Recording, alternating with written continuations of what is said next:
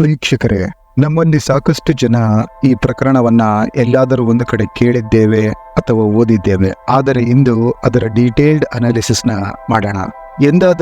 ಎಲ್ಲಾದರೂ ನಾವು ಈ ಮಾತನ್ನ ಕೇಳಿರ್ತೇವೆ ಅಥವಾ ಅನುಭವಿಸಿರ್ತೇವೆ. ಅದೇನೆಂದ್ರೆ, ಒಬ್ಬ ತಾಯಿ ಹಾಗೂ ಆಕೆಯ ಮಕ್ಕಳ ಸಂಬಂಧ ಬಹಳ ವಿಭಿನ್ನ, ಹಾಗೆ ಗಟ್ಟಿಯಾಗಿರುತ್ತೆ ಕೂಡ. ಒಂದು ತಾಯಿ ತನ್ನ ಮಕ್ಕಳಿಗಾಗಿ ಇಡೀ ಜಗತ್ತನ್ನೇ ಎದುರಿಸಲು ತಯಾರಾಗಿರ್ತಾಳೆ. ಪ್ರತಿ ಸಂಬಂಧದಲ್ಲೂ ಏರುಪೇರು ಇರೋದು ಸಹಜ. ಆದರೆ ತಾಯಿ ಮತ್ತು ಮಕ್ಕಳ ಸಂಬಂಧದಲ್ಲಿ ಪ್ರೀತಿ ಯಾವತ್ತಿಗೂ ಕೊರತೆ ಆಗಲ್ಲ. ಮಕ್ಕಳಾದ ನಮಗೆ ಯಾವತ್ತಿಗೂ ಒಂದು ವಿಷಯ ಗೊತ್ತಿರುತ್ತೆ: ನಮ್ಮ ತಾಯಿ ಆಕೆ ಬದುಕಿರೋವರೆಗೂ ನಮ್ಮನ್ನ ಪ್ರೀತಿಸ್ತಾನೆ ಇರ್ತಾಳೆ, ನಮ್ಮನ್ನ ಕೇರ್ ಮಾಡ್ತಾನೆ ಇರ್ತಾಳೆ. ಆದ್ರೆ ಈ ಕೇಸ್ನ ನೋಡಿದಾಗ ಪ್ರತಿ ತಾಯಿಗೂ ಇದು ಅನ್ವಯವಾಗುತ್ತಾ? ಈ ಸ್ಟೋರಿ ಕೇಳಿದ ಮೇಲೆ ನೀವೇ ಯೋಚಿಸಿ ಹೇಳಿ. ಬನ್ನಿ, ಹಾಗಿದ್ರೆ ಸ್ಟೋರಿನ ಶುರು ಮಾಡೋಣ. ಶುರು ಮಾಡೋಕ್ಕೂ ಮುಂಚೆ ನೀವು ನಮ್ಮ ಚಾನೆಲ್ಗೆ ಮೊದಲ ಬಾರಿ ಬಂದಿದ್ರೆ ದಯವಿಟ್ಟು ಸಬ್ಸ್ಕ್ರೈಬ್ ಮಾಡಿಕೊಂಡು ನೋಟಿಫಿಕೇಶನ್ ಬೆಲ್ನ ಪ್ರೆಸ್ ಮಾಡಿ. ಹಾಗೆ ನಿಮ್ಮ ಅಮೂಲ್ಯವಾದ ಅಭಿಪ್ರಾಯಗಳನ್ನ ಕಾಮೆಂಟ್ ಸೆಕ್ಷನ್ ನಲ್ಲಿ ಬರೆಯೋದನ್ನ ಮರಿಬೇಡಿ. ಇವತ್ತು ನಾವು ಮಾತನಾಡಲು ಹೊರಟಿರುವ ಸ್ಟೋರಿ ಸಿಇಒ ಕಿಲ್ಲರ್ ಸುಚನಾ ಸೇತ್ ಬಗ್ಗೆ. ಈಕೆ ವೆಸ್ಟ್ ಬೆಂಗಾಲ್ನ ಕೋಲ್ಕತ್ತಾ ವಾಸಿ. ಚಿಕ್ಕಂದಿನಿಂದಲೂ ಬಹಳ ಬುದ್ಧಿವಂತೆ. ಆಕೆ ಫಿಸಿಕ್ಸ್ ನಲ್ಲಿ ಮಾಸ್ಟರ್ಸ್ ಮಾಡಿದ್ಲು, ಜೊತೆಗೆ ಸಂಸ್ಕೃತ ಲ್ಯಾಂಗ್ವೇಜ್ ಕೂಡ ಕಲಿತಿದ್ಲು. ಹಾಗೆ AI ಅಂಡ್ ಡಾಟಾ ಸೈನ್ಸ್ ಬಗ್ಗೆ ಕೂಡ ಓದ್ಕೊಂಡಿದ್ಲು. ಇನ್ನೂ ಮುಂದೆ ಹೇಳಬೇಕಂದ್ರೆ ಆಕೆ ಹಾರ್ವರ್ಡ್ ಯೂನಿವರ್ಸಿಟಿಯಲ್ಲಿ 2 ವರ್ಷ ಫೆಲೋಶಿಪ್ ಕೂಡ ಮಾಡಿದ್ಲು. ಒಟ್ಟಿನಲ್ಲಿ ಹೇಳೋದಾದ್ರೆ ಆಕೆ ತುಂಬಾ ಸ್ಮಾರ್ಟ್ ಇದ್ಲು. ಹಾಗಾಗಿ ಆಪರ್ಚುನಿಟಿಗಾಗಿ ನಮ್ಮ ಬೆಂಗಳೂರಿಗೆ ಶಿಫ್ಟ್ ಆಗ್ತಾಳೆ. ಸುಚನಾಗೆ ಡಾಟಾ ಸೈನ್ಸ್ ನಲ್ಲಿ ಬಹಳ ಇಂಟ್ರೆಸ್ಟ್ ಇತ್ತು. ಹಾಗಾಗಿ ಬೆಂಗಳೂರಿನಲ್ಲಿ ಆಕೆಗೆ ಡಾಟಾ ಸೈನ್ಸ್ ಜಾಬ್ ಸಿಗುತ್ತೆ. ನಂತರ AI ಫೀಲ್ಡ್ ನಲ್ಲೂ ಕೂಡ ಆಕೆ ಕೆಲಸ ಮಾಡಿದ್ಲು. ಹೀಗೆ ಮಾಡ್ತಾ ಮಾಡ್ತಾ ಆಕೆ 12 ವರ್ಷ ಕಳೆದಿದ್ಲು. ಇದರ ಮಧ್ಯದಲ್ಲಿ ಆಕೆಯ ಪರಿಚಯ ವೆಂಕಟರಾಮನ್ ಎಂಬ ವ್ಯಕ್ತಿಯೊಂದಿಗೆ ಆಗುತ್ತೆ. ಬೇಸಿಕಲಿ ವೆಂಕಟರಾಮನ್ ಕೇರಳ ವಾಸಿ. ಈತ ಕೂಡ ಸುಚನಾಳ ರೀತಿಯೇ ಬಹಳ ಸ್ಮಾರ್ಟ್ ಇದ್ದ. ಜೊತೆಗೆ ಡಾಟಾ ಸೈನ್ಸ್ ಹಾಗೂ AI ನಲ್ಲಿ ಬಹಳ ಇಂಟ್ರೆಸ್ಟ್ ಇತ್ತು. ಇಬ್ಬರ ಪರಿಚಯ ಒಂದು ಕಂಪನಿಯಲ್ಲಿ ಒಟ್ಟಿಗೆ ಕೆಲಸ ಮಾಡುವಾಗ ಆಯ್ತು. ನಂತರ ಇಬ್ಬರ ನಡುವೆ ಪ್ರೀತಿಯಾಗುತ್ತೆ. 2010ರಲ್ಲಿ ಇವರಿಬ್ಬರು ಮದುವೆಯಾಗ್ತಾರೆ. ನಂತರ ಎಲ್ಲವೂ ಅವರ ಲೈಫ್ ನಲ್ಲಿ ಸರಿಯಾಗಿ ನಡೀತಿತ್ತು. ಇಬ್ಬರು ಜೊತೆಯಾಗಿ ಪರ್ಸನಲಿ ಹಾಗೂ ಫೈನಾನ್ಷಿಯಲಿ ಬೆಳೀತಾ ಇದ್ರು. ನಂತರ ಕೆಲವು ವರ್ಷಗಳ ಬಳಿಕ ಇಬ್ಬರು ಡಿಸೈಡ್ ಮಾಡ್ಕೋತಾರೆ, ನಾವಿಬ್ಬರು ಒಂದು ಕಂಪನಿನ ಸ್ಟಾರ್ಟ್ ಮಾಡೋಣ ಅಂತ. ಹಾಗೆ ಡಿಸೈಡ್ ಮಾಡ್ಕೊಂಡ ಅವರು ಮೈಂಡ್ಫುಲ್ AI ಲ್ಯಾಬ್ಸ್ ಅನ್ನೋ ಒಂದು ಸ್ಟಾರ್ಟ್ಅಪ್ ನ ಶುರು ಮಾಡ್ತಾರೆ.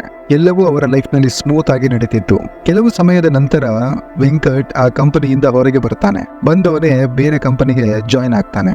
ವೆಂಕಟ್ನ ನಿರ್ಗಮನದ ಬಳಿಕ ಸುಚನಾ ಒಬ್ಬಳೇ ಆ ಕಂಪನಿನ ಮ್ಯಾನೇಜ್ ಮಾಡಬೇಕಾಗಿತ್ತು. ಹಾಗಾಗಿ ಆಕೆ ಮೇಲೆ ಕೆಲಸದ ಒತ್ತಡ ಜಾಸ್ತಿ ಆಗುತ್ತಿತ್ತು. ಇವರಿಬ್ಬರು ಜೊತೆಯಾಗಿ 9 ವರ್ಷ ಸಂಸಾರ ಮಾಡಿದ ನಂತರ 2019ರಲ್ಲಿ ಇವರಿಗೆ ಮೊದಲ ಮಗುವಾಗುತ್ತೆ. ನಾರ್ಮಲಿ ಮನೆಯಲ್ಲಿ ಒಂದು ಮಗು ಬಂದಾಗ ಫ್ಯಾಮಿಲಿಗಳು ತುಂಬಾ ಕ್ಲೋಸ್ ಆಗುತ್ತೆ. ಅಪ್ಪ ಅಮ್ಮ ಏನೇ ಮನಸ್ತಾಪ ಇದ್ರೂ ಮಗುವಿಗಾಗಿ ಹತ್ತಿರವಾಗ್ತಾರೆ. ಆದರೆ ಸುಚನಾ ಹಾಗೂ ವೆಂಕಟ್ನ ಕೇಸ್ನಲ್ಲಿ ಇದು ಉಲ್ಟಾ ಆಗೋಕೆ ಶುರುವಾಗಿತ್ತು. ಮಗು ಹುಟ್ಟಿದ ಮೇಲೆ ಅವರ ನಡುವೆ ಜಗಳಗಳು ಆಗೋಕೆ ಶುರುವಾಗುತ್ತೆ. ಕೆಲವೊಮ್ಮೆ ಮಗುವಿನ ಬಗ್ಗೆ ಆದ್ರೆ ಕೆಲವೊಮ್ಮೆ ಅವರ ಪರ್ಸನಲ್ ರಿಲೇಶನ್ಶಿಪ್ ನ ಬಗ್ಗೆ. ಯಾವುದಾದ್ರೂ ಒಂದು ಕಾರಣಕ್ಕೆ ಅವರ ಮಧ್ಯೆ ಯಾವಾಗಲೂ ಜಗಳ ಆಗ್ತಾನೆ ಇತ್ತು. ಇದು ದಿನೇ ದಿನೇ ಜಾಸ್ತಿನೇ ಆಗ್ತಾ ಹೋಗಿತ್ತು. ಇದೇ ಟೈಮ್ ನಲ್ಲಿ ಲಾಕ್ಡೌನ್ ಘೋಷಣೆ ಆಗುತ್ತೆ. ಎಷ್ಟೋ ಕುಟುಂಬಗಳಿಗೆ ಈ ವಿಷಯ ಒಳ್ಳೆದಾಗಿದ್ರು ತಮ್ಮ ಫ್ಯಾಮಿಲಿಯಿಂದ ದೂರ ಇದ್ದವರಿಗೆ ಬಹಳನೇ ಕಷ್ಟವಾಗಿತ್ತು. ಸುಚನಾ ಹಾಗೂ ವೆಂಕಟ್ಗೆ ಈ ಲಾಕ್ಡೌನ್ ಒಂದು ಜೈಲಾಗಿತ್ತು. ಅವರು 2019-2020ರವರೆಗೆ ಹೇಗೋ ಸಹಿಸಿಕೊಂಡು ಟೈಮ್ನ ಕಳೆದಿದ್ರು. ಆದ್ರೆ 2020ರ ಆಗಸ್ಟ್ ತಿಂಗಳಲ್ಲಿ ಅವರಿಬ್ಬರ ನಡುವೆ ಯಾವ ಮಟ್ಟದ ಜಗಳವಾಯಿತೆಂದರೆ, ಆ ಜಗಳದಿಂದ ವೆಂಕಟ್ ಮನೆ ಬಿಟ್ಟು ಹೋಗ್ತಾನೆ. ಈ ಜಗಳದಿಂದ ಅವರಿಬ್ಬರಿಗೂ ಒಂದು ವಿಷಯ ಅರ್ಥವಾಗಿತ್ತು. ಅದೇನೆಂದರೆ, ಇನ್ನು ಮುಂದೆ ನಾವಿಬ್ಬರು ಒಟ್ಟಿಗೆ ಇರೋಕೆ ಸಾಧ್ಯವಿಲ್ಲ ಅಂತ. ಅದೇ ತಿಂಗಳಲ್ಲಿ ಸುಚನಾ ಪೊಲೀಸ್ ಸ್ಟೇಷನ್ ನಲ್ಲಿ ವೆಂಕಟ್ ಮೇಲೆ ಡೊಮೆಸ್ಟಿಕ್ ವೈಲೆನ್ಸ್ ಕೇಸ್ ನ ರಿಜಿಸ್ಟರ್ ಮಾಡಿಸ್ತಾಳೆ. ಆತ ಆಕೆಗೆ ಹೊಡಿತಿದ್ದ ಅಂತ. ಆಕ್ಚುಲಿ ಇದೊಂದು ಬಹಳ ಗಂಭೀರ ಆರೋಪವಾಗಿತ್ತು ವೆಂಕಟ್ ಮೇಲೆ. ಅಂದ್ರೆ ಈಗ ನೀರು ತಲೆಯ ಮೇಲೆ ಬರೋಕೆ ಶುರುವಾಗಿತ್ತು. ಸುಚನಾಳಿಗೆ ವೆಂಕಟ್ನಿಂದ ಡೈವರ್ಸ್ ಬೇಕಾಗಿತ್ತು. ಹಾಗಾಗಿ ಆಕೆ ಕೋರ್ಟ್ ನಲ್ಲಿ ಮೆಸೇಜಸ್, ವಿಡಿಯೋಸ್ ಹಾಗೂ ಮೆಡಿಕಲ್ ರಿಪೋರ್ಟ್ಸ್ ನ ಪ್ರೆಸೆಂಟ್ ಮಾಡ್ತಾಳೆ. ಇದರಲ್ಲಿ ಆಕೆಯ ಮೇಲೆ ಡೊಮೆಸ್ಟಿಕ್ ವೈಲೆನ್ಸ್ ನಡೀತಿರೋ ಹಾಗೆ ತೋರಿಸಲಾಯಿತು. ಹಾಗಾಗಿ ಕೋರ್ಟ್ ವೆಂಕಟ್ಗೆ ಸುಚನಾ ಹಾಗೂ ಮಗನಿಂದ ದೂರವಿರುವಂತೆ ಆದೇಶ ಮಾಡಿತ್ತು. ಇವರ ಡೈವರ್ಸ್ ಕೇಸ್ ಕೂಡ ಕೋರ್ಟ್ ನಲ್ಲಿ ನಡೀತಾನೆ ಇತ್ತು. ಇದರಲ್ಲಿ ಸುಚನಾ ಆಕೆಯ ಜೀವನಾಂಶಕ್ಕಾಗಿ 2.5 ಲಕ್ಷ ಪ್ರತಿ ತಿಂಗಳು ಕೊಡಬೇಕೆಂದು ಡಿಮ್ಯಾಂಡ್ ಇಟ್ಟಿದ್ಲು. ಆದರೆ ಕೋರ್ಟ್ ಅದನ್ನ ಕೇವಲ 20,000ಕ್ಕೆ ಇಳಿಸಿ ಆಕೆಯ ಪರ ತೀರ್ಪನ್ನ ಕೊಡುತ್ತೆ. ಜೊತೆಗೆ ಮಗುವಿನ ಕಸ್ಟಡಿನ ಸುಚನಾಗೆ ಕೊಡಲಾಗತ್ತೆ. ನಂತರ ಮುಂದಿನ 3 ತಿಂಗಳು ವೆಂಕಟ್ ಆಕೆಯ ತಿಂಗಳ ಜೀವನಾಂಶನ ಕೊಡ್ತಾನೆ ಇರ್ತಾನೆ. ಆದ್ರೆ ಆತನಿಗೆ ತನ್ನ ಮಗನಿಂದ ದೂರ ಇರೋಕೆ ಆಗ್ತಿರ್ಲಿಲ್ಲ. ಆತನಿಗೆ ಒಬ್ಬ ತಂದೆಯಾಗಿ ಮಗನ ಜವಾಬ್ದಾರಿಗಳು ಬೇಕಿತ್ತು, ಮಗನ ಜೊತೆ ಸಮಯ ಕಳೆಯಬೇಕಿತ್ತು. ಮಗನನ್ನು ಬಹಳ ಪ್ರೀತಿಸುತ್ತಿದ್ದ ವೆಂಕಟ್ ಕೋರ್ಟ್ ನಲ್ಲಿ ಮತ್ತೆ ಅಪೀಲ್ ಮಾಡ್ತಾನೆ. ನನಗೆ ನನ್ನ ಮಗನನ್ನ ನೋಡೋಕೆ ಅವಕಾಶ ಮಾಡಿಕೊಡಿ ಅಂತ ಕೇಳ್ಕೊತಾನೆ. ಹಾಗೆ ಆತ ಆಕೆಯ ಜೀವನಾಂಶವನ್ನ ಕೊಡ್ತಾನೆ ಇದ್ದ. ಆತ ಏನು ಬೇಕಾದರೂ ಮಾಡಲು ತಯಾರಿದ್ದ ತನ್ನ ಮಗನಿಗಾಗಿ. ಆದರೆ ಅವನಿಗೆ ತನ್ನ ಮಗನ ಜೊತೆ ಸ್ವಲ್ಪ ಸಮಯ ಕಳೆಯೋಕೆ ಅವಕಾಶ ಬೇಕಿತ್ತು ಅಷ್ಟೇ. ಕೋರ್ಟ್ಗೆ ಈ ಮಾತು ಸರಿ ಅನಿಸಿ ವೆಂಕಟ್ಗೆ ಪ್ರತಿ ಭಾನುವಾರ ತನ್ನ ಮಗನನ್ನು ನೋಡಿ ಮಾತನಾಡಿಸುವ ಅವಕಾಶವನ್ನ ಕೊಡುತ್ತೆ. ಇದರಿಂದ ವೆಂಕಟ್ ಬಹಳ ಖುಷಿಯಾಗಿದ್ದ. ಆದರೆ ಸುಚನಾ ಈ ತೀರ್ಪಿನಿಂದ ಖುಷಿಯಾಗಿರಲಿಲ್ಲ. ಆಕೆ ಕೋರ್ಟ್ ನಲ್ಲಿ ಇದರ ವಿರುದ್ಧ ಮಾತಾಡ್ತಾಳೆ. ಆದರೆ ಕೋರ್ಟ್, ನೀವು ಬೇಕಾದರೆ ಅವರಿಬ್ಬರ ಜೊತೆಗಿದ್ದಾಗ ಅವರ ಜೊತೆ ಇರಬಹುದು, ಆದರೆ ನೀವು ಒಬ್ಬ ತಂದೆಯನ್ನ ಆತನ ಮಗನನ್ನ ಭೇಟಿ ಮಾಡಿ ಮಾತನಾಡಿಸೋದನ್ನ ತಪ್ಪಿಸಲಾಗುವುದಿಲ್ಲ ಅಂತ ಕೋರ್ಟ್ ಹೇಳುತ್ತೆ. ಈಗ ಕೋರ್ಟ್ನ ತೀರ್ಪಿನ ನಂತರ ಮೊದಲ ಭಾನುವಾರ ಬರುತ್ತೆ. ವೆಂಕಟ್ ಬಹಳ ಖುಷಿಯಾಗಿದ್ದ. ಯಾಕೆಂದ್ರೆ ಆತನಿಗೆ ಹಲವು ತಿಂಗಳ ನಂತರ ಮೊದಲ ಬಾರಿ ತನ್ನ ಮಗನನ್ನು ನೋಡೋ ತವಕ. ವೆಂಕಟ್ ತನ್ನ ಲಾಯರ್ ಜೊತೆಗೆ ಸುಚನಾಳ ಮನೆಗೆ ತನ್ನ ಮಗನನ್ನು ನೋಡಲು ಬರ್ತಾನೆ. ಆದ್ರೆ ಸುಚನಾ ಏನೋ ಕಾರಣ ಹೇಳಿ ಆತನಿಗೆ ತನ್ನ ಮಗನನ್ನ ಭೇಟಿ ಮಾಡಲು ಬಿಡೋದಿಲ್ಲ. ಆದ್ರೆ ವೆಂಕಟ್ ಆ ಸಮಯದಲ್ಲಿ ಇದರ ಬಗ್ಗೆ ಹೆಚ್ಚಾಗಿ ಯೋಚನೆ ಮಾಡಲಿಲ್ಲ.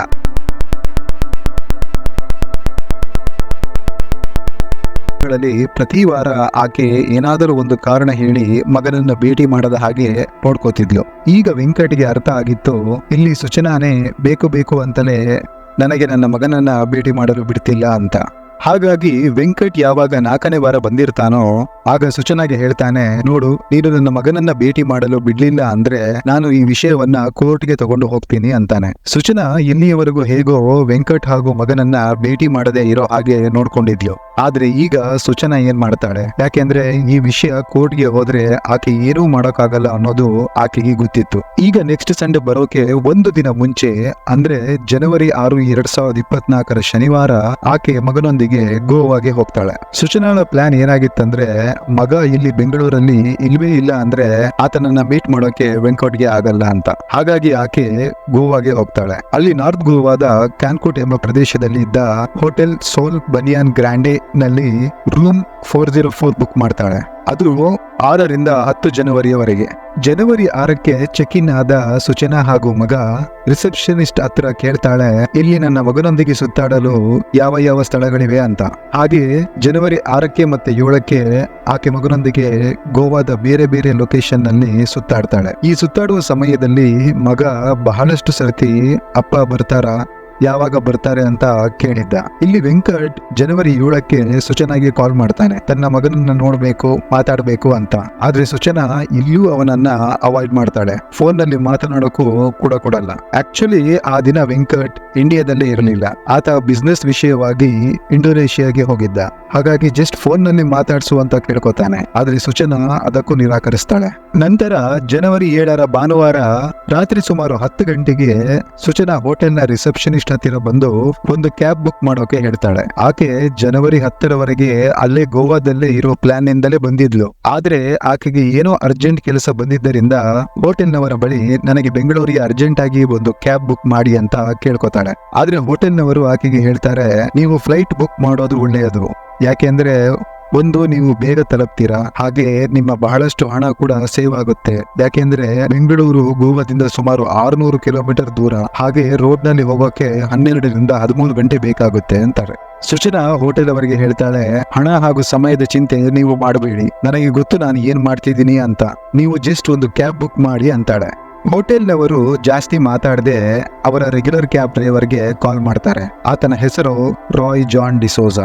ರಾಯ್ಗೆ ರಾತ್ರಿ ಗಾಡಿ ಓಡಿಸೋದು ಅಂದ್ರೆ ಬಹಳ ಇಷ್ಟ. ಯಾಕೆಂದ್ರೆ ರಾತ್ರಿ ಟ್ರಾಫಿಕ್ ಕಡಿಮೆ ಇರುತ್ತೆ ಅಂತ. ಹಾಗಾಗಿ ಹೋಟೆಲ್ನವರು ರಾತ್ರಿ ಯಾವ್ದಾದ್ರು ಕಸ್ಟಮರ್ ಟ್ರಾವೆಲ್ ಮಾಡಬೇಕು ಅಂದ್ರೆ ಈ ರಾಯ್ಗೆ ಫೋನ್ ಮಾಡ್ತಿದ್ರು. ಯಾವಾಗ ರಾಯ್ಗೆ ಹೋಟೆಲ್ನವರು ಫೋನ್ ಮಾಡಿ ಟ್ರಿಪ್ ಬಗ್ಗೆ ಹೇಳಿದ್ರು ಮೊದಲಿಗೆ ಒಪ್ಕೋತಾನೆ. ನಂತರ ಟ್ರಿಪ್ ಬೆಂಗಳೂರಿಗೆ ಅಂತ ಗೊತ್ತಾದಾಗ ನಾರ್ಮಲ್ ಆಗಿ ಒಂದು ಸೈಡ್ಗೆ 15,000 ಚಾರ್ಜ್ ಮಾಡ್ತಿದ್ದ ರಾಯ್ ವಾಪಸ್ ರಿಟರ್ನ್ ಬೇರೆ ಬರಬೇಕು ಅಂತ ಹೇಳಿ 30,000 ಆಗುತ್ತೆ ಅಂತ ಹೇಳ್ತಾನೆ. ಮತ್ತೆ ನನ್ನ ಜೊತೆ ಇನ್ನೊಬ್ಬ ಡ್ರೈವರ್ ಕೂಡ ಬರ್ತಾನೆ, ಯಾಕೆಂದ್ರೆ ನನಗೆ ಒಂದೇ ಸ್ಟ್ರೆಚ್ ನಲ್ಲಿ 1200 ಕಿಲೋಮೀಟರ್ ಗಾಡಿ ಓಡಿಸೋಕೆ ಆಗಲ್ಲ ಅಂತಾನೆ. ಈ ವಿಷಯವನ್ನ ಹೋಟೆಲ್ ಸ್ಟಾಫ್ ಸೂಚನಾಗೆ ಹೇಳ್ತಾರೆ. ಹೋಟೆಲ್ನವರು ಅಂದ್ಕೊಂಡಿದ್ರು ಇದಕ್ಕೆ ಸೂಚನಾ ಒಪ್ಕೊಳ್ಳಲ್ಲ ಅಂತ, ಆದ್ರೆ ಇದನ್ನ ಹೇಳಿದ ಮೇಲೂ ಸೂಚನಾ ನೋ ಪ್ರಾಬ್ಲಮ್ ಅಂತ ಒಪ್ಕೋತಾಳೆ. ಹೋಟೆಲ್ನವರಿಗೆ ಈಕೆಯ ಬಿಹೇವಿಯರ್ ಗೊಂದಲಗೊಳಿಸಿದ್ರು ಅವರಾದ್ರೂ ಏನು ಮಾಡ್ತಾರೆ, ಸರಿ ಅಂತ ಹೇಳಿ ರಾಯ್ಗೆ ಫೋನ್ ಮಾಡಿ ಬರೋಕೆ ಹೇಳ್ತಾರೆ. ರಾಯ್ ಹೋಟೆಲ್ಗೆ ಬರ್ತಾನೆ.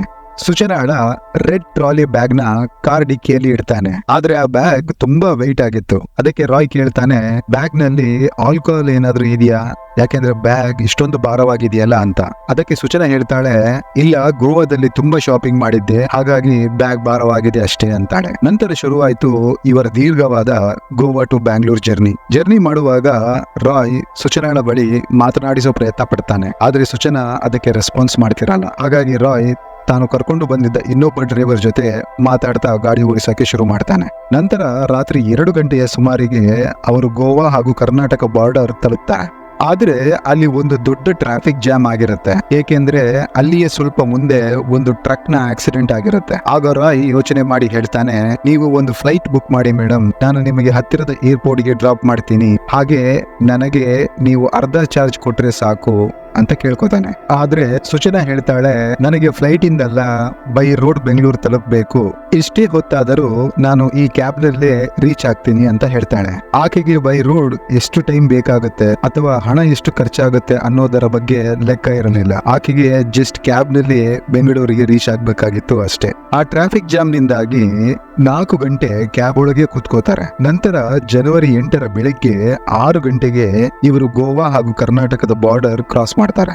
ಇತ್ತ ಕಡೆ ಹೋಟೆಲ್ ನಲ್ಲಿ ಬೆಳಿಗ್ಗೆ ರೂಮ್ ಕ್ಲೀನಿಂಗ್ ಆಗಿ ರೂಮ್ ಸರ್ವಿಸ್ ನವರು ರೂಮ್ ನಂಬರ್ 404 ಗೆ ಬರ್ತಾರೆ. ಅವರಿಗೆ ಬೆಡ್ ಮೇಲೆ ಹಾಗೂ ಟವಲ್ ನಲ್ಲಿ ರಕ್ತದ ಕಳೆಗಳು ಕಾಣಿಸ್ತವೆ. ತಕ್ಷಣ ಹೋಟೆಲ್ ಮ್ಯಾನೇಜರ್ ಗೆ ಫೋನ್ ಮಾಡಿ ವಿಷಯ ತಿಳಿಸ್ತಾರೆ. ನಂತರ ಪೊಲೀಸರಿಗೂ ಕೂಡ ಇನ್ಫಾರ್ಮ್ ಮಾಡ್ತಾರೆ. ತಕ್ಷಣ ಪೊಲೀಸರು ಹೋಟೆಲ್ಗೆ ಬರ್ತಾರೆ. ಬಂದವರೇ ಹೋಟೆಲ್ ನ CCTV ಕ್ಯಾಮ್ರಾನ ಚೆಕ್ ಮಾಡ್ತಾರೆ.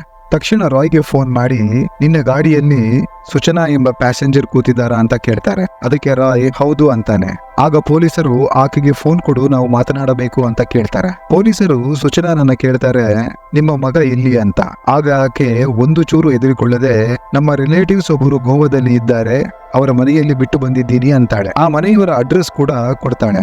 ನಂತರ ರಾಯ್ನ ಕೇಳ್ತಾರೆ, ಆಕೆಯ ಜೊತೆ ಯಾವ್ದಾದ್ರು ಮಗು ಇದೆಯಾ ಅಂತ. ಅದಕ್ಕೆ ಆತ ಇಲ್ಲ, ಆಕೆ ಒಬ್ಬಳೇ ಇದ್ದಾಳೆ ಅಂತಾನೆ. ನಂತರ ಗೋವಾ ಪೊಲೀಸರು ಆಕೆ ಕೊಟ್ಟಿದ್ದ ಅಡ್ರೆಸ್ಗೆ ಒಬ್ಬ ಕಾನ್ಸ್ಟೇಬಲ್ ಅನ್ನ ಕಳಿಸ್ತಾರೆ. ಆದ್ರೆ ಅನ್ಫಾರ್ಚುನೇಟ್ಲಿ ಆಕೆ ಹೇಳಿದ ಅಡ್ರೆಸ್ ನಲ್ಲಿ ಯಾವ ಮನೆಯೂ ಇರಲಿಲ್ಲ. ಈಗ ಪೊಲೀಸರಿಗೆ ಪಕ್ಕಾ ಸೂಚನಾಳ ಮೇಲೆ ಡೌಟ್ ಬಂದಿತ್ತು. ನಂತರ ಪೊಲೀಸರು ಮತ್ತೆ ರಾಯ್ಗೆ ಫೋನ್ ಮಾಡ್ತಾರೆ. ಆದ್ರೆ ಈ ಸರ್ತಿ ಪೊಲೀಸರು ರಾಯ್ನೊಂದಿಗೆ ಕೊಂಕಣಿ ಭಾಷೆಯಲ್ಲಿ ಸೂಚನಾಳಿಗೆ ಅರ್ಥ ಆಗದ ಹಾಗೆ ಮಾತಾಡ್ತಾರೆ. ರಾಯ್ಗೆ ಹೇಳ್ತಾರೆ, ನೀನು ಗಾಡಿನ ಹತ್ತಿರದ ಪೊಲೀಸ್ ಸ್ಟೇಷನ್ಗೆ ತಗೊಂಡು ಹೋಗು, ಅಲ್ಲಿಂದ ನನಗೆ ಪೊಲೀಸರ ಬಳಿ ಮಾತನಾಡಿಸು, ಆದ್ರೆ ಗೊತ್ತಿರಲಿ ಸೂಚನಾಳಿಗೆ ಇದರ ಬಗ್ಗೆ ಗೊತ್ತಾಗಬಾರದು ಅಂತಾರೆ. ಕ್ಯಾಬ್ ಆ ಹೊತ್ತಿಗಾಗಲೇ ಚಿತ್ರದುರ್ಗಕ್ಕೆ ಎಂಟ್ರಿ ಕೊಟ್ಟಿತ್ತು. ನಂತರ ರಾಯ್ ಗೂಗಲ್ ಮ್ಯಾಪ್ ನಿಂದ ಹತ್ತಿರದ ಪೊಲೀಸ್ ಸ್ಟೇಷನ್ ಸರ್ಚ್ ಮಾಡ್ತಾನೆ. ಆದ್ರೆ ಗೂಗಲ್ ನ ಪ್ರಕಾರ ಹತ್ತಿರದ ಪೊಲೀಸ್ ಸ್ಟೇಷನ್ 150 ಕಿಲೋಮೀಟರ್ ದೂರ ತೋರಿಸ್ತಿತ್ತು. ಇದು ವರ್ಕೌಟ್ ಆಗಲ್ಲ ಅಂತ ಅಂದುಕೊಂಡು ರಾಯ್ ಪಕ್ಕದಲ್ಲೇ ಇದ್ದ ಒಂದು ಡಾಬಾ ಬಳಿ ಕಾರ್ ಪಾರ್ಕ್ ಮಾಡ್ತಾನೆ. ನಂತರ ಸೂಚನಾಗೆ ಹೇಳ್ತಾನೆ, ನೀವು ಸ್ವಲ್ಪ ಫ್ರೆಶ್ ಅಪ್ ಆಗಿ ಅಷ್ಟೊತ್ತಿಗೆ ನಾನು ಸ್ವಲ್ಪ ಟೀ ಕುಡ್ಕೊಂಡು ಬರ್ತೀನಿ ಅಂತಾನೆ. ಈಗ ಇಬ್ಬರು ಗಾಡಿಯಿಂದ ಇಳಿತಾರೆ. ಸೂಚನಾ ವಾಶ್ರೂಮ್ಗೆ ಹೋಗ್ತಾಳೆ. ಆಗ ರಾಯ್ ಅಲ್ಲೇ ಇದ್ದ ಒಬ್ಬರ ಬಳಿ ಕೇಳ್ತಾನೆ, ಇಲ್ಲಿ ಹತ್ತಿರದ ಪೊಲೀಸ್ ಸ್ಟೇಷನ್ ಎಲ್ಲಿದೆ ಅಂತ. ಆತ ಹೇಳ್ತಾನೆ, ಇಲ್ಲಿಂದ 500 ಮೀಟರ್ ದೂರದಲ್ಲಿ ಅಯಮಂಗಲ ಪೊಲೀಸ್ ಸ್ಟೇಷನ್ ಇದೆ ಅಂತ. ತಕ್ಷಣ ರಾಯ್ ಗೋವಾ ಪೊಲೀಸರಿಗೆ ಫೋನ್ ಮಾಡ್ತಾನೆ. ಮಾಡಿ ಹೇಳ್ತಾನೆ, ನಾನು ಅಯಮಂಗಲ ಪೊಲೀಸ್ ಸ್ಟೇಷನ್ಗೆ ಹೋಗ್ತಿದ್ದೀನಿ, ಅದು ಇಲ್ಲಿಂದ 500 ಮೀಟರ್ ದೂರದಲ್ಲಿದೆ, ಆದ್ರೆ ನೀವು ಲೈನ್ ನಲ್ಲಿ ಇರಿ ಅಂತಾನೆ. ನೆಕ್ಸ್ಟ್ ರಾಯ್ ಸೂಚನಾಳನ್ನ ಕಾರ್ನಲ್ಲಿ ಕೂರಿಸಿಕೊಂಡು ಪೊಲೀಸ್ ಸ್ಟೇಷನ್ ಕಡೆಗೆ ಹೊರಡ್ತಾನೆ. ಯಾವಾಗ ಕಾರ್ ಪೊಲೀಸ್ ಸ್ಟೇಷನ್ ಹತ್ತಿರ ಬರುತ್ತೋ ಆಗ ಸೂಚನಾ ರಾಯ್ನ ಕೇಳ್ತಾಳೆ, ಯಾಕೆ ಇಲ್ಲಿಗೆ ಹೋಗ್ತಿದ್ದೀಯಾ ಅಂತ. ರಾಯ್ ಹೇಳ್ತಾನೆ, ಸ್ವಲ್ಪ ಪೇಪರ್ ವರ್ಕ್ ಇದೆ, 5 ನಿಮಿಷ ಬಂದು ಬಿಡ್ತೀನಿ ಅಂತ ಹೇಳಿ ಸ್ಟೇಷನ್ ಒಳಗೆ ಓಡಿ ಹೋಗ್ತಾನೆ. ಅಲ್ಲಿಯ ಲೋಕಲ್ ಪೊಲೀಸರೊಂದಿಗೆ ಗೋವಾ ಪೊಲೀಸರ ಬಳಿ ಮಾತನಾಡಿಸ್ತಾನೆ. ಗೋವಾ ಪೊಲೀಸರು ಎಲ್ಲಾ ವಿಷಯವನ್ನ ಡೀಟೇಲ್ ಆಗಿ ಹೇಳ್ತಾರೆ. ನಂತರ ಕರ್ನಾಟಕ ಪೊಲೀಸರು ಗಾಡಿ ಬಳಿ ಬಂದು ರಾಯ್ ಹತ್ತಿರ ಡಿಕ್ಕಿಯಲ್ಲಿದ್ದ ಬ್ಯಾಗ್ ಅನ್ನ ಓಪನ್ ಮಾಡೋಕೆ ಹೇಳ್ತಾರೆ. ಅದರಲ್ಲಿ ಬಟ್ಟೆ ಹಾಗೂ ಮಗುವಿನ ಆಟದ ಸಾಮಾನಿತ್ತು. ಪೊಲೀಸರು ಆ ಬಟ್ಟೆ ಹಾಗೂ ಟಾಯ್ ಅನ್ನ ಹೊರಗೆ ತೆಗಿತಾರೆ. ಹಾಗೆ ಅಲ್ಲಿ ಕಂಡ ದೃಶ್ಯ ಎಷ್ಟು ಹೃದಯ ಕಲಕುವ ಹಾಗಿತ್ತೆಂದರೆ ಎಲ್ಲರೂ ಒಮ್ಮೆ ಶಾಕ್ಗೆ ಒಳಗಾಗ್ತಾರೆ. ಸುಚನಾಳಿಗೆ ಪೊಲೀಸರು ಕೇಳ್ತಾರೆ ಇದು ಯಾರು ಅಂತ. ಆಗ ಆಕೆ ಸ್ವಲ್ಪವೂ ವಿಚಲಿತಳಾಗದೆ ಕಾಮ್ ಆಗಿ ಇದು ನನ್ನ ಮಗ ಅಂತ ಹೇಳ್ತಾಳೆ. ಸುಚನಾ ತನ್ನ ಮಗನನ್ನು ಕೊಂದು ಬ್ಯಾಗ್ ನಲ್ಲಿ ಹಾಕಿ ಬೈ ರೋಡ್ ಬೆಂಗಳೂರು ಹೋಗೋ ಪ್ಲಾನ್ ನಲ್ಲಿದ್ಲು. ಆಕೆ ತನ್ನ 4 ವರ್ಷದ ಮಗನನ್ನ ಕೊಂದಿದ್ಲು. ಪೊಲೀಸರು ಕೇಳಿದಾಗ ಆಕೆ ಹೇಳ್ತಾಳೆ, ನಾನು ಬೆಳಿಗ್ಗೆ ಎದ್ದಾಗ ಆತ ಸತ್ತು ಹೋಗಿದ್ದ, ನನಗೆ ಏನು ಮಾಡೋದು ಅಂತ ಗೊತ್ತಾಗಿಲ್ಲ, ಅದಕ್ಕೆ ಬೆಂಗಳೂರಿಗೆ ತಗೊಂಡು ಹೋಗ್ತಾ ಇದ್ದೀನಿ ಅಂದ್ಲು. ಆದ್ರೆ ಪೊಲೀಸರು ಈಕೆಯ ಯಾವ ಮಾತನ್ನು ನಂಬಲಿಲ್ಲ. ಯಾಕೆಂದ್ರೆ ಆಕೆ ಮುಂಚೆನೆ ಬಹಳ ಸರ್ತಿ ಸುಳ್ಳು ಹೇಳಿದ್ಲು. ಹೋಟೆಲ್ ನಲ್ಲಿ ಆಕೆಯ ಬ್ಲಡ್ ಸ್ಯಾಂಪಲ್ಸ್ ಕೂಡ ಸಿಗುತ್ತೆ. ಪೋಸ್ಟ್ ಮಾರ್ಟಮ್ ರಿಪೋರ್ಟ್ ಪ್ರಕಾರ ಆ ಮಗುವನ್ನ ಉಸಿರುಗಟ್ಟಿಸಿ ಕೊಲೆ ಮಾಡಲಾಗಿತ್ತು. ಆದ್ರೆ ದೇಹದಲ್ಲಿ ಬೇರೆ ಯಾವ ಗಾಯದ ಗುರುತುಗಳು ಇರಲಿಲ್ಲ. ಹಾಗಿದ್ರೆ ಆ ಮಗುವನ್ನ ಟವಲ್ ನಿಂದ ಅಥವಾ ಪಿಲ್ಲೋ ಇಂದ ಆಕೆ ಕೊಲೆ ಮಾಡಿದ್ಲು. ಆದ್ರೆ ಈಗ್ಲೂ ಸುಚನಾಳ ಥಿಯರಿ ಏನಾಗಿತ್ತಂದ್ರೆ, ನಾನು ಬೆಳಿಗ್ಗೆ ಎದ್ದಾಗ ಆತ ಸತ್ತು ಹೋಗಿದ್ದ, ಆದ ಕಾರಣ ಆ ಶಾಕ್ ತಡ್ಕೊಳ್ಳೋಕೆ ಆಗದೆ ನಾನು ನನ್ನ ಕೈಯನ್ನ ಕಟ್ ಮಾಡಿಕೊಂಡು ಸಾಯೋ ಪ್ರಯತ್ನ ಪಟ್ಟಿದ್ದೆ ಅಂತ. ಇಲ್ಲಿ ಒಂದು ವಿಷಯವಂತೂ ಸಾಬೀತಾಗಿತ್ತು, ಸುಚನಾಳೆ ಮಗನನ್ನು ಕೊಂದಿದ್ದು ಅಂತ. ಪೊಲೀಸರ ಬಳಿ ಪ್ರೂಫ್ ಕೂಡ ಇತ್ತು. ಹಾಗೆ ಪೋಸ್ಟ್ ಮಾರ್ಟಮ್ ರಿಪೋರ್ಟ್ ಕೂಡ ಅದನ್ನೇ ಹೇಳ್ತಿತ್ತು. ಆದ್ರೆ ಮುಂದೆ ಇದ್ದ ದೊಡ್ಡ ಪ್ರಶ್ನೆ ಅಂದ್ರೆ, ಮಗುವಿಗೆ ಕಾಫ್ ಸಿರಪ್ ಕೊಟ್ಟು ಹೀಗೆ ಪಿಲ್ಲೋ ಅಥವಾ ಟವಲ್ ನಿಂದ ಯಾಕೆ ಕೊಲೆ ಮಾಡಿದ್ಲು ಅಂತ. ಯಾವ ಬ್ಯಾಗ್ ನಲ್ಲಿ ಆಕೆ ಮಗುವಿನ ಶವವನ್ನ ಸಾಗಿಸ್ತಿದ್ಲೋ ಅದರಲ್ಲಿ ಒಂದು ಲೆಟರ್ ಕೂಡ ಪೊಲೀಸರಿಗೆ ಸಿಗುತ್ತೆ. ಅದರಲ್ಲಿ ಬರೆಯಲಾಗಿತ್ತು, ನಾನು ಕೋರ್ಟ್ ನ ತೀರ್ಪಿನಿಂದ ತೃಪ್ತಳಾಗಿಲ್ಲ ಅಂತ. ಸುಚನಾಳಿಗೆ ವೆಂಕಟ್ ಹಾಗೂ ಆತನ ಮಗ ಒಟ್ಟಿಗೆ ಇರೋದು ಇಷ್ಟವಿರಲಿಲ್ಲ. ಅದನ್ನ ಆಕೆ ಅರಗಿಸಿಕೊಳ್ಳಕ್ಕೂ ಆಗ್ಲಿಲ್ಲ. ಬೇಸಿಕಲಿ ಆಕೆಗೆ ವೆಂಕಟ್ ಖುಷಿಯಾಗಿರೋದು ಯಾವ ವಿಷಯವೂ ಆತನಿಗೆ ಸಿಗಬಾರದು ಅನ್ನೋದು ಆಕೆಯ ಬಯಕೆಯಾಗಿತ್ತು. ಮತ್ತು ಆಕೆಗೆ ಗೊತ್ತಿತ್ತು ವೆಂಕಟ್ಗೆ ತನ್ನ ಮಗ ಅಂದ್ರೆ ಪ್ರಾಣ ಅಂತ. ಹಾಗಾಗಿ ಆ ದ್ವೇಷದಿಂದ ತನ್ನ ಸ್ವಂತ ಮಗನನ್ನೇ ಕೊಂದ್ಲು ಸುಚನಾ. ಈಗ ಸದ್ಯಕ್ಕೆ ಸುಚನಾ ಜೈಲಿನಲ್ಲಿದ್ದಾಳೆ. ಹಾಗೆ ಒಂದಂತೂ ಕನ್ಫರ್ಮ್ ಆಗಿದೆ, ಆಕೆಗೆ ಕಠಿಣಾತಿ ಕಠಿಣ ಶಿಕ್ಷೆ ಆಗೋದಂತೂ ಗ್ಯಾರಂಟಿ. ವೀಕ್ಷಕರೇ, ಎಲ್ಲರ ಮನೆಯಲ್ಲೂ ಜಗಳಗಳು ಕಾಮನ್. ಆದ್ರೆ ಈ ಮಟ್ಟಿನ ದ್ವೇಷಕ್ಕೆ ನಾಂದಿಯಾಗದೆ ಇರಲಿ ಅನ್ನೋದೇ ನಮ್ಮ ಆಶಯ. ಸ್ಟೋರಿನ ಡೀಟೇಲ್ ಆಗಿ ಹೇಳೋ ಪ್ರಯತ್ನ ಪಟ್ಟಿದ್ದೇನೆ. ಏನಾದ್ರೂ ಮಿಸ್ ಆಗಿದ್ರೆ ಕಾಮೆಂಟ್ ಮಾಡಿ ತಿಳಿಸಿ. ಇಲ್ಲಿಗೆ ಸ್ಟೋರಿನ ಎಂಡ್ ಮಾಡೋಣ. ಸಿಗ್ತೀನಿ ಮುಂದಿನ ಎಪಿಸೋಡ್ ನಲ್ಲಿ. Till then take care.